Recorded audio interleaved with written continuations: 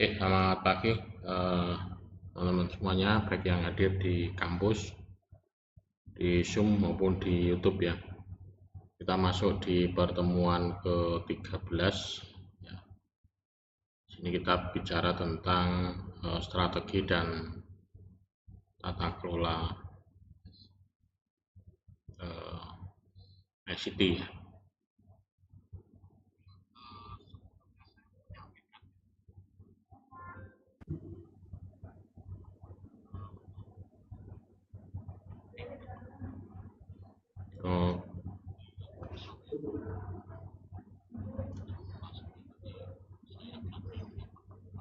Ini di hari Kamis ya, coba YouTube-nya.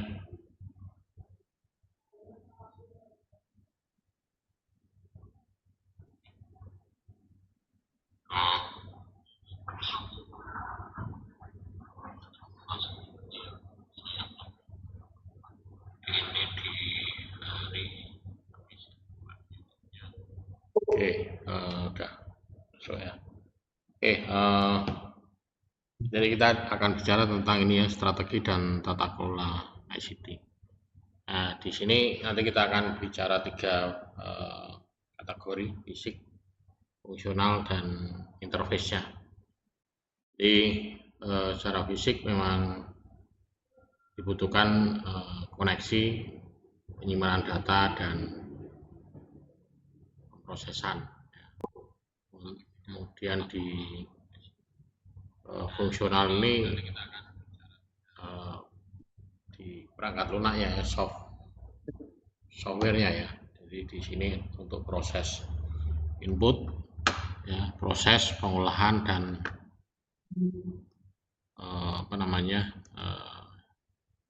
untuk pertukaran datanya ya. Kemudian interface di sini fasilitas penghubung antara subsistem ya. Ini bisa antara manusia dengan sistemnya, sistem dengan sistemnya ya. Kemudian platformnya di sini pemilihan produk ya.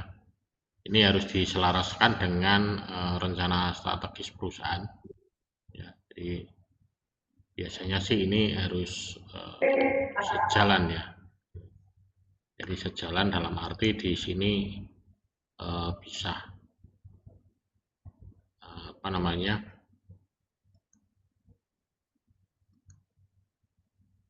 sama ya ini. Jadi antara perencanaan dan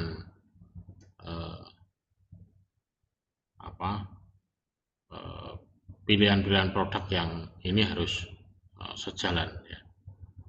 Kemudian perlu dibuat juga panduan penerapan teknologi. Ini misalkan panduan berdasarkan prinsip standar yang dianut perusahaan, ketentuan perundangan, dan ini juga ada ya.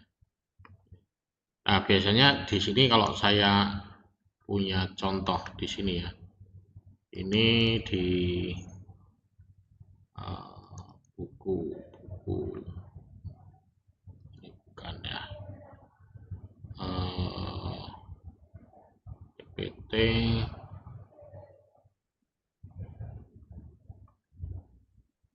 Jadi saya punya ada namanya ICT. Ini coba ada tidak di sini. Kalau tidak ada ya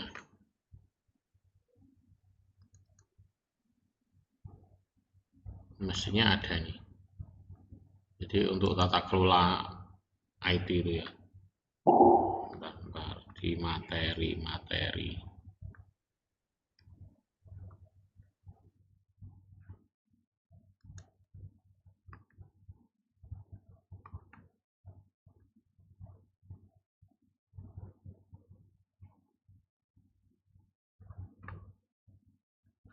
Ya, nanti kita cari aja. Mestinya saya linkkan di sini, tapi ini linknya tidak ada. Ya, ini. Jadi panduan ini harus disusun ya untuk mempertimbangkan standar industri ya. Dicari yang best practice-nya dan tren teknologinya itu seperti apa sekarang ini. Kemudian dibicara dengan network layer, di sini komponen network ini umumnya terdiri dari berbagai segmen ya. Ini ada LAN di sini, ini Ethernet standar, kemudian WAN di sini nanti ada ATM, SONET, T1, T3, ISDN, frame layer, VSAT, kemudian ada VPN ya, ini menggantikan RAS. Jadi gambarannya seperti ini. Jadi kalau di sini ada load, maka di sini harus bisa mensupport untuk semuanya. Jadi pakai ISDN bisa, analog ataupun wireless ya, kecepatan tinggi ya, kecepatan rendah ya. Kemudian ada bisa menggunakan remote ya, kemudian VSAT ya. Jadi semuanya harus bisa mensupport di sini, harus bisa disupport di sini, dan tidak ada kendala ya.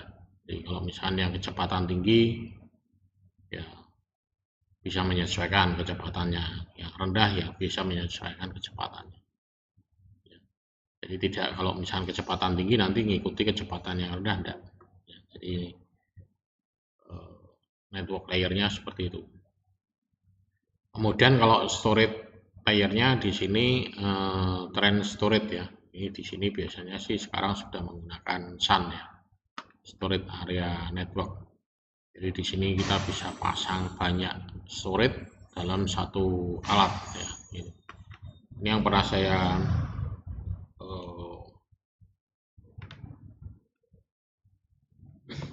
pasang ya, yang pernah saya pakai itu adalah Synology ya. Jadi Synology storage ya. Kalau kita cari di sini namanya Synology ya. Synology NAS ya. Jadi ini pernah saya pasang di sini menggunakan Synology NAS. Nah, jadi bentuknya macam-macam ya. Kalau ini ada berapa nih? Ada sekian storage ya. Kalau di sini gambar itu 2, 3, 4, 12 ya. 12 storage, dan ini bisa di cascade ya, bisa di stack, ditumbuk sehingga bisa banyak. Kemudian nah ini contohnya ini ya, NAS. Ini yang NAS. Jadi bentuknya ukurannya kecil ya, tapi sangat efisien ya, sangat membantu. Tapi harddisknya juga harus khusus ya, ini NAS ini. Jadi ini misalkan modelnya apa? Modelnya misalkan D116, ini yang atas, berarti ini yang terbaru ya. Kemudian kategorinya apa? Misalkan internal tray ya, fine. Nah, jadi ini untuk harddisknya ya. Harddisknya sekian, kapasitas sekian ya. Jadi untuk harddisknya model 4 numbernya ini. Ini kalau kita bicara tentang storage-nya ya. Kemudian ada juga mungkin kalau kita lihat gambarnya ya, search gambarnya aja. Nah, wujudnya kecil, hanya satu kotak. Nah, seperti ini ya. Ini yang dua harddisk ya. Ini hanya bisa dipakai untuk mirroring dan ya, strip volume ya bisa ya, tapi risiko ya. Tapi paling ini adalah mirroring. Nah, kalau ini yang ada berapa nih? 1, 2, 3, 4, 5. Ini bisa untuk read ya. Jadi di sini bisa untuk read. Ini 4, ini bisa juga untuk read. Apalagi ini banyak ya. Jadi modelnya dia bisa seperti ini. Ya, ada juga yang banyak sekali. Jadi NAS Synology ya. Wujudnya seperti ini ya, NAS Synology. Jadi di dalam sini sudah ada kayak prosesor ya, kayak komputer ya, memorinya juga ada di dalam sini. Ya, jadi nanti kita mau pasang, mau setting apapun di sini bisa ya. Saya sih malah berkeinginan juga pengen punya ini ya, pengen punya ini untuk storage gitu ya, misalkan di rumah gitu ya. Tapi kalau punya ini harus ada UPS-nya ya. Kalau enggak nanti listriknya padam ya sama saja. Jadi ini perlu didukung adanya UPS juga. Ya, kalau tidak ada UPS-nya ya repot nanti. Jadi menggunakan NAS itu. Ya, ini memudahkan pengolahan secara terpadu ya, termasuk backup ya, sharing data. Sharing data ini sangat mudah ya. Sharing data memudahkan penerapan virtualisasi storage ya. Jadi kita bisa membuat suatu virtualisasi kayak Google Drive gitu ya, online gitu. Kemudian kalau di server layernya di sini setiap layer aplikasi presentasi fungsional penyimpanan data. Ini di sini ada web server, ada application server, ada database server ya, ada file server ya. Ini file server ini yang termasuk tadi ya NAS itu ya. Kemudian ada integration. Ini kalau misalkan ada broker server dan sebagainya. Nah, ini layer-layernya seperti ini ya. Jadi ada web, di dalam web server nanti di sini ada operating system, ada hardware. Di application server ada operating system, ada hardware. Database management system juga ada operating system, ada hardware. Nah, jadi semuanya ada ini. Dan ini kalau misalkan kita tuangkan dalam bentuk ini fisik ya, ini memang agak berat ya kalau misalkan ini di fisik. Tapi kalau sekarang ini rata-rata sudah dalam bentuk ini ya, virtual ya, terintegrasi dalam bentuk virtual. Kemudian komponen fungsional ini database layer, database management system ini merupakan tren ya dari database-nya, dan kita bisa pilih ya database yang paling umum mana. Jadi jangan sampai kita memilih database ini, aplikasi database itu, tapi kita tidak paham, atau mungkin kita hanya setengah-setengah saja ya. Nah, itu repotnya nanti kalau terjadi malfunction atau kegagalan, kita mau melakukan backup, restore ataupun apa, itu akan kesulitan. Kemudian integrasi layer di sini menghubung antara web server dan application server. Ini application server dan database server. Kemudian ada application server layer di sini. Ini business logic ya, execution engine-nya. Jadi komponen fungsional ada ini. Kemudian integrasi layer di sini. Integrasi layer di sini ada konsolidasi akses sistem aplikasi di perusahaan, atau mungkin operasi antar sistem ya. Kalau ini di dalam ya, dalam satu perusahaan mungkin komunikasi antar aplikasinya mungkin saling terhubung ya. Kalau ini mungkin sudah antar sistem aplikasi, bahkan lintas perusahaan.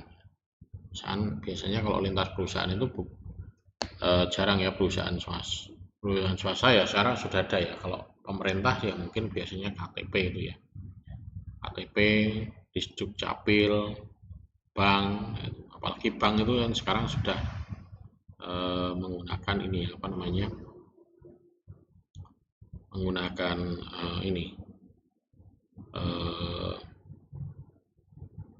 eKTP ya, itu bank, kemudian asuransi, kemudian pajak. Nah ini pajak itu sudah pakai KTP ya.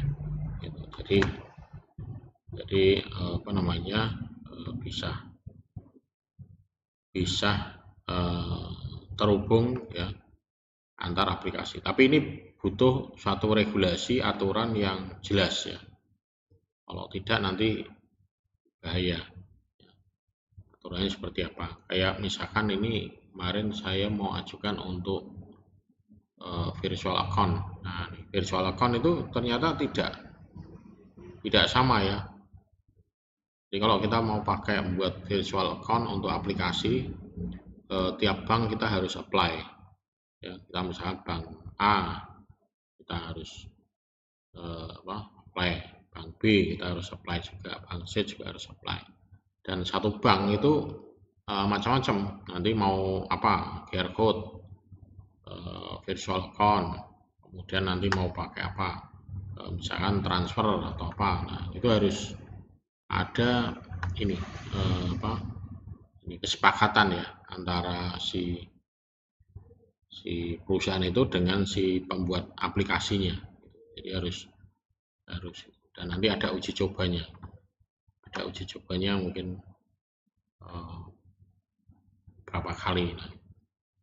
Nah, kemudian aplikasi integration layer ini komponen-komponen ini adaptor, konektor, ini ada interface, mekanisme transport, ya. Kemudian transport, ya. Kemudian basic data packing, unpacking, nah ini transport. Ya. Kemudian ada juga ini format ya, format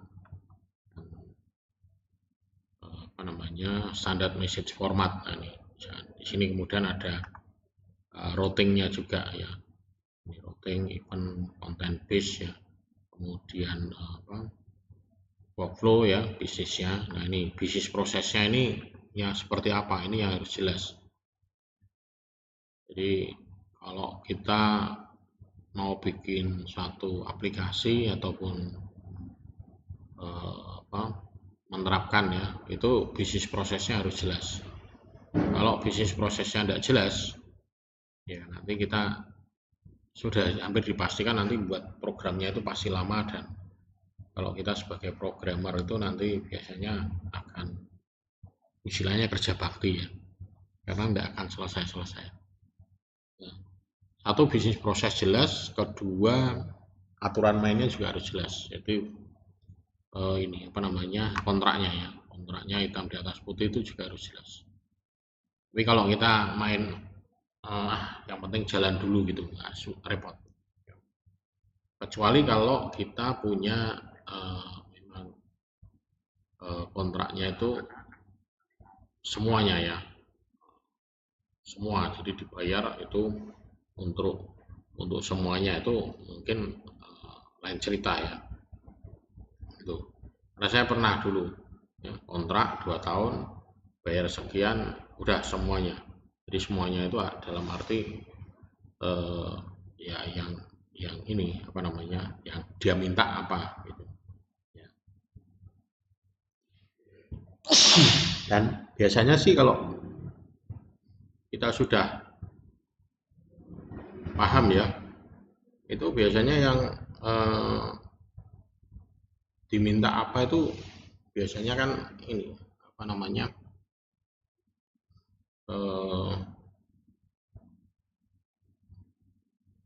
sudah jelas gitu ya. Jadi misalkan oh ini aplikasi ini, oh paling kurang lebihnya ini ya. Biasanya kalau kita memang sudah paham tentang seluk beluk ataupun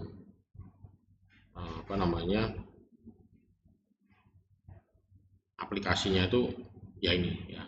Makanya dulu saya berani mengiyakan aplikasi itu dalam bentuk misalkan ini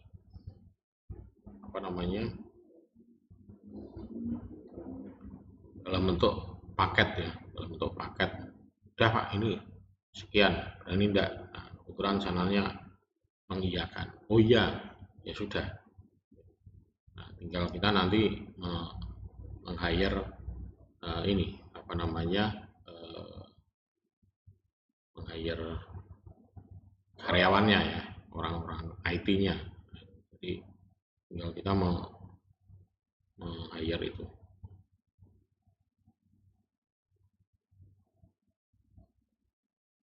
Kemudian aplikasi server layernya ini biasanya ada macam-macam ya.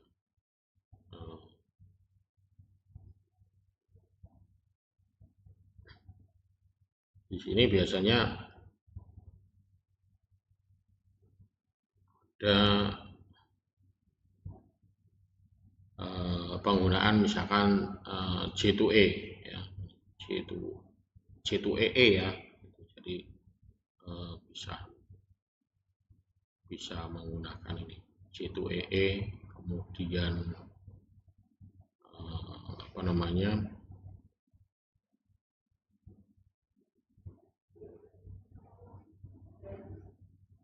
menggunakan, kalau ini Microsoft.NET ya. Kalau ini sih biasanya bawaannya Microsoft ya. Jadi kalau kita memang apa namanya, masuknya menggunakan ini Microsoft ya, dia pakainya, jadi brandnya Microsoft ya kalau ini ya. Jadi brandnya Microsoft. Jadi tidak apa namanya,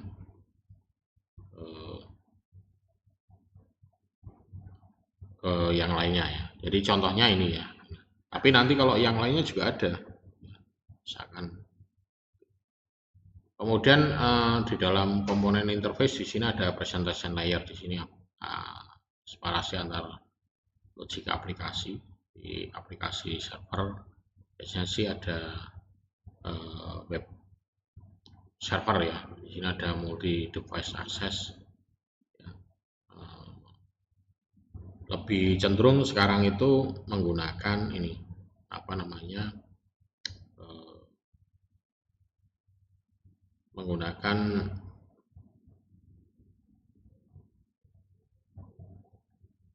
API ya.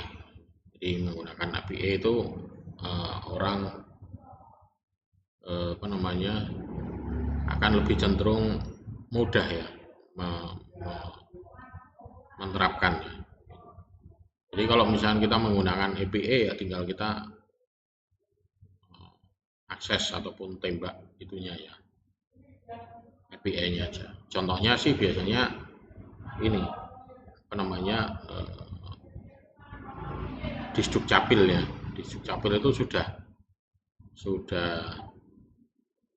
banyak diakses ya. Misalkan dari bank itu, bank juga pakai itu apa namanya, API ya itu. Kemudian asuransi ya. Kalau asuransi sih belum ya. Ini pajak ya. Pajak ini sekarang sudah menggunakan ini. Apalagi sekarang EKTP-nya ini apa namanya, nomor NPWP itu sudah sama dengan nomor pajak. Jadi itu sudah terintegrasi di situ. Jadi menggunakan 16 digit ya. Kemudian API layer di sini ada 3 ya. API intra aplikasi ini untuk antar aplikasi, jadi di dalam untuk kebutuhan internal ya. Jadi dia hanya berkomunikasi, misalkan kita bikin sendiri di kampus gitu, API-nya untuk aplikasi A, B, C, D, E, nah gitu. Tapi hanya intra di dalam, jadi satu aplikasi. Kalau yang ini adalah yang kedua antar aplikasi, jadi aplikasi yang berbeda saling menggunakan API-nya. Kemudian yang ketiga ini infrastruktur ya. Jadi dia menggunakan infrastruktur yang berbeda ya. Ini kok lambat, saya tutup aja ya. Nah, jadi API-nya apa namanya ini. Kemudian API layer ini dibutuhkan suatu panduan dan prosedur standar ya untuk pengembangan, pencatatan dan pengelolaan di API perusahaan. Jadi nah ini tadi yang saya katakan ya, ini harus dirumuskan oleh tim ya, terdiri dari arsitek aplikasi perusahaan dan pengembang infrastrukturnya. Jadi harus ada kesepakatan dan harus ini. Jadi harus bisa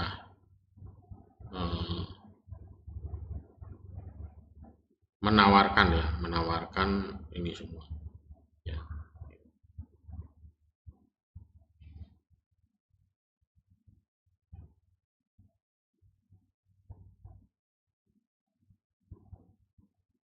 Jadi harus dirumuskan ya. Kemudian contohnya lah ini, contoh-contoh standarisasi di sini ada network domain arsitektur ya. Ini dari departemen IT, departemen misalkan ini ya, connecting card ya. Kemudian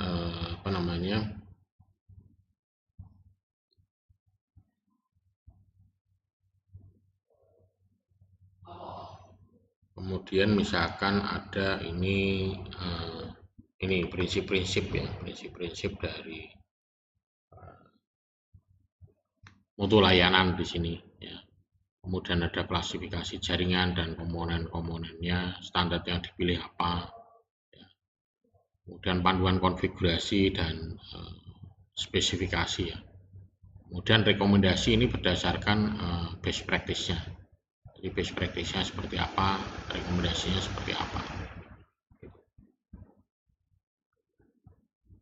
Kemudian ini adalah daur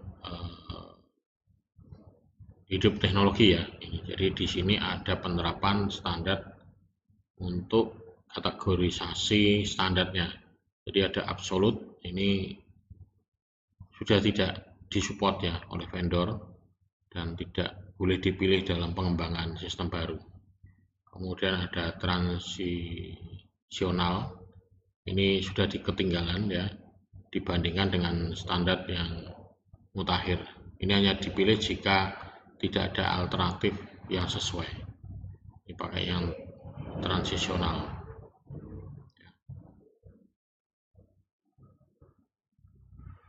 Kemudian ini strategik. Ini standar dipilih yang dianjurkan harus diuji coba. Ini harus diuji coba ya. Kalau yang emerging ini belum ya, masih tahap evaluasi. Kemudian ini adalah alurnya ya, audit proses review. Di sini menentukan tujuan dan ruang lingkup auditnya, mengembangkan rencana auditnya dan misalnya mencapai tujuan auditnya apa, mengumpulkan ini informasi ya, kontrol auditnya. Kemudian baru yang keempat ini menjalankan tes uji. Ya. Terakhir adalah melakukan report. Ya. Coba ini tadi sepertinya internetnya putus ya. Ini putus dah ini. Oh iya, ini putus. Tapi sinyalnya masih nyambung. Ya, sinyalnya masih nyambung. Oh, Pak. Tapi tadi sempat ini putus di sini. Ini biasa Pak, di sini tuh kalau jam-jam segini mesti gitu. Oh. Mesti putus mati. Nanti berarti ini saya upload ulang ini yang di Zoom, di YouTube. Ya. Kemudian ini adalah audit teknologi informasi ya, di sini dari standarnya dari CISA ya. Certificate Information System Auditor. Sebenarnya banyak ya, ada COBIT, ada macam yang paling terkenal ya COBIT ya. Nah, kalau di sini yang pertama ini merencanakan ya, sama seperti tadi ya, tahapan gambaran tadi.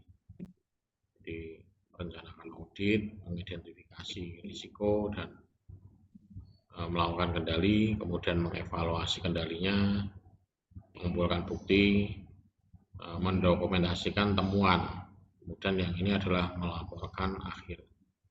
Jadi sebetulnya audit ini kita menjalankan suatu